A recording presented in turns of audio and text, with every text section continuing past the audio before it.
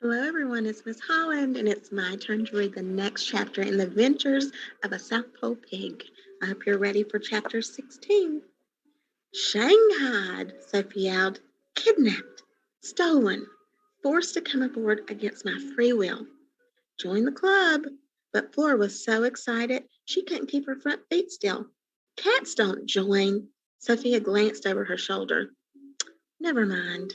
Something was different about her, Flora thought. Sophia had lost weight. She looked less confident. Are you all right? She asked. You look thin. So do you, and definitely hairier.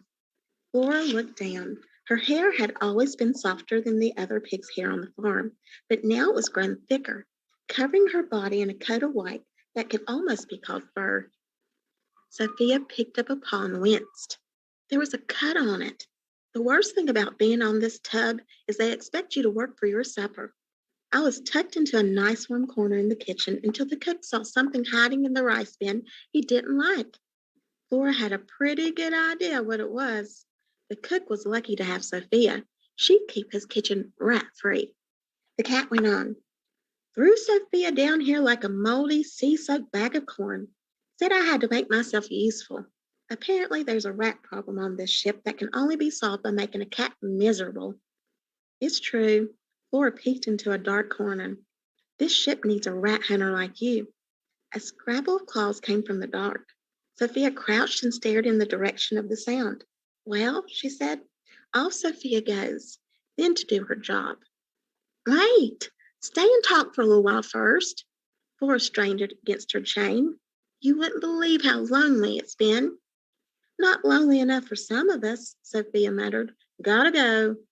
You're going to do great, you know. You have the perfect skills and weapons. Sophia shuddered. Yeah, perfect.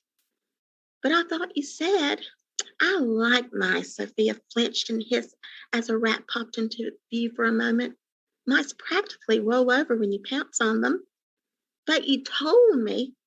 I might have exaggerated. Actually, Sophia grew up in a house with a carpet and a sun-warmed cushion next to the window. Sophia hates rats. A loud grounding sound like teeth on wood started up close by. Sophia made a noise that seemed to come from deep in her throat. It sounded angry and afraid at the same time. You'll get the hang of it, Flora said. She wished she could help somehow. Oh, I'm sure I will, Sophia sighed. I'm a cat, aren't I? I'm not sure it's some creature with pebbles instead of paws and teeth as dull as spoons. Flora ignored the insult. Well, whenever you need a break from hunting, I'll keep you company. The cat sniffed. Too bad I have to go back to work at all, unlike someone else. She looked straight at Flora, who gets her food for free. I've been working, Flora said. If the cat stuck around, she'd show her just how strong her pulling muscles were getting. And I would be happy to work more. I'm willing to do practically anything. Sophia sat back. She no longer seemed eager to go on the prowl. The tickle of a plan crept into Flora's brain. She sat on her haunches, too. Look, I can do even better than keeping company. I hate rats as much as you, maybe even more. I bet together. Flora's voice trailed off. She was afraid of sounding ridiculous.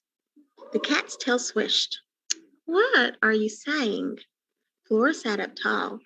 Pigs are not known for their rat hunting skills, but no one's ever tried to teach us. I can learn anything, and I would very much like to prove that a pig can be good at important work.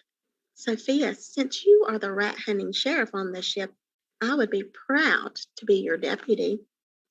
Cats don't work with others, Sophia said. Then she looked up at Flora. On the other hand, it's not as though the rat problem on this ship is going to solve itself. I want to be useful, said Flora. Aren't you forgetting something? You're locked up. Not a problem. Flora stretched out her neck. Your teeth look just right for cutting through leather. It took a while and more grumbling, but before too long, Flora's chain clanked to the dark floor. The collar chewed in two. I hope you enjoyed chapter 16. Bye.